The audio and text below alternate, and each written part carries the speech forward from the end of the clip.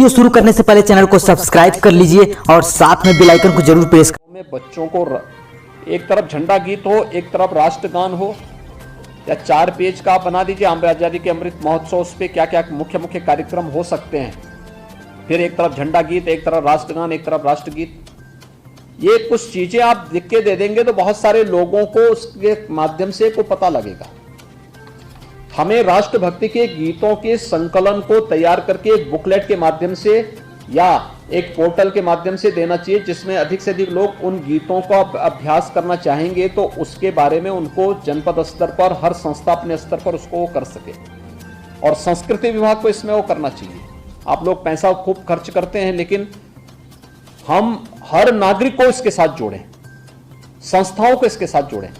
और झंडा गीत तो अनिवार्य है। झंडा गीत अगर गाया जाना है तो झंडा गीत के साथ हम ये सुनिश्चित करें कि झंडे गीत को भी हम उसकी प्रतियां प्रिंट करते हुए हर जगह भेजें और फिर स्कूलों से बोलें।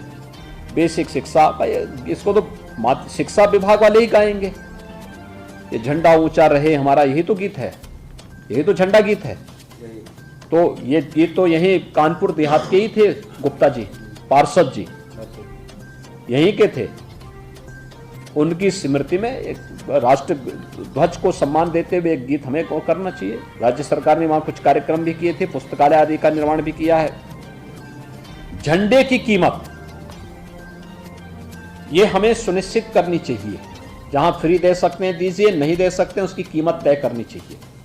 और ये चीफ साहब इसको नोट करें, इसको व्यवस्थित, इसको ठीक करें। पब्लिक एड्रेस सिस्टम एक्टिव करते हुए कोरोना की जागरूकता के कार्यक्रम हमने किए। क्या अगला 1 महीना या 15 दिन का समय हम इसमें आजादी के अमृत महोत्सव कार्यक्रम और राष्ट्रभक्ति के गीतों के साथ और फिर उसके साथ अमृत महोत्सव कार्यक्रम के साथ उसको जोड़ने के लिए इसको उपयोग कर सकते हैं?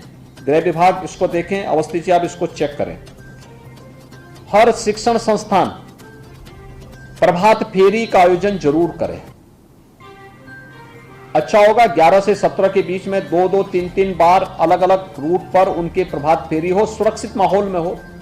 बहुत ज्यादा बारिश हो तब बच्चों को बाहर न निकालें, या भीड़ भाड़ वाला स्थान हो और ट्रैफिक का बहुत ज्यादा आवागमन हो तब भी न निकालें। इन चीजों को सावधानी बरतते हुए, लेकिन अगर अच्छा होगा कि तिरंगे के साथ में बच्चे प्रभात फेरी निकालें, राष्ट्रगीत के धुन के साथ निकालें, उसी में बच्चों को आजादी के नायकों की पोशाक में कुछ बच्चे निकलें, अच्छे उसके साथ स्लोगन के साथ उसको निकालने की व्यवस्था हो। यह भी हमें उसके साथ जोड़ना चाहिए। गृह विभाग को एक कार्यक्रम करना चाहिए और एक जितने भी पुलिस लाइन हैं उनकी साफ सफाई, थानों की, पुलिस चौकियों की, पुलिस विभाग से जुड़े हुए या जितने भी अन्य गृह विभाग के अधीन जितनी भी अन्य संस्थाएं आती हैं, या होमगार्ड विभाग है, कारागार विभाग है, इन सभी में एक राष्ट्र ध्वज का अनिवार्य पहनाने की व्यवस्था है। 15 से 17 के बीच में एक कार्यक्रम अनिवार्य रूप से हो।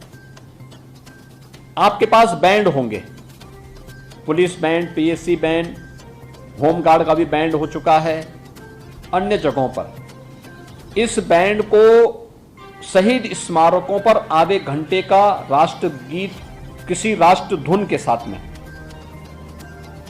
प्रैक्टिस करते हुए इसको बजाने की व्यवस्था, और इस दौरान तो अनिवार्य रूप से हो 11 से 18 के बीच इस दौरान प्रैक्टिस करिए। 11 से 18 के दौरान हम हर शहीद स्मारक में किसी एक बैंड को जोड़ करके आधा घंटे का समय वहां बैंड राष्ट्रगीत के किसी राष्ट्र धुन के साथ में वहां पे बजाने की व्यवस्था के साथ हम उसको जोड़ें। हर कस्बे में पुलिस बैंड के साथ राष्ट्रगीत के किसी राष्ट्र धुन के साथ अगर वहां पे मार्च पास्ट करती है तो लोगों में वह आकर्षण का केंद्र हो।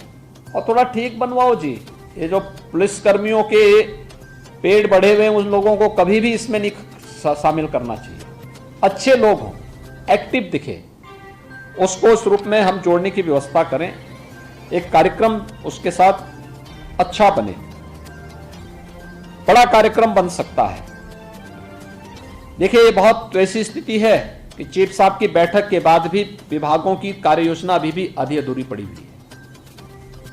अगले 2 दिन के अंदर अनिवार्य रूप से सभी विभाग अपनी पूरी कार्य योजना को चीफ सेक्रेटरी कार्यालय में और मुख्यमंत्री कार्यालय को उपलब्ध करवाएंगे। और क्या क्या हो रहा है इसकी मॉनिटरिंग, कौन कहां देख रहा है उसकी टेलीफोन नंबर दें, जिससे मुख्यमंत्री कार्यालय से मैं भी इसकी समीक्षा कर सकूं। मुख्यमंत्री कार्यालय में सीएम डैशबोर्ड पर इस बात की व्यवस्था सुनिश्चित करें कि हर कार्यक्रम को अपलोड करने की व्यवस्था उसके साथ भी जुड़ जाए। कहां पे क्या कार्य हो रहे हैं हम यहां से उसकी मॉनिटरिंग भी कर सकें और देख भी सकें किस जिले में क्या कार्य हो रहे हैं, ये भी हम इसके साथ वो करें। माननीय मंत्रियों ने जो सुझाव दिए हैं उन सुझावों को भी इनके साथ जोड़ करके हम आजादी के अमृत महोत्सव कार्यक्रम को और आगामी कार्यक्रमों को उत्साहवर्धक बनाएं। 25 करोड़ की आबादी को इस कार्यक्रम के साथ जोड़ना है।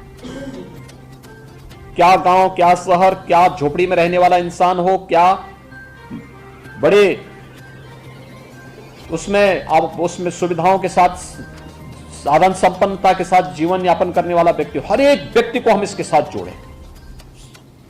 अमीर गरीब की खाई को पाटें, बुजुर्ग और बच्चे की खाई को समाप्त करें, हर एक को इस अभियान के साथ जोड़ें।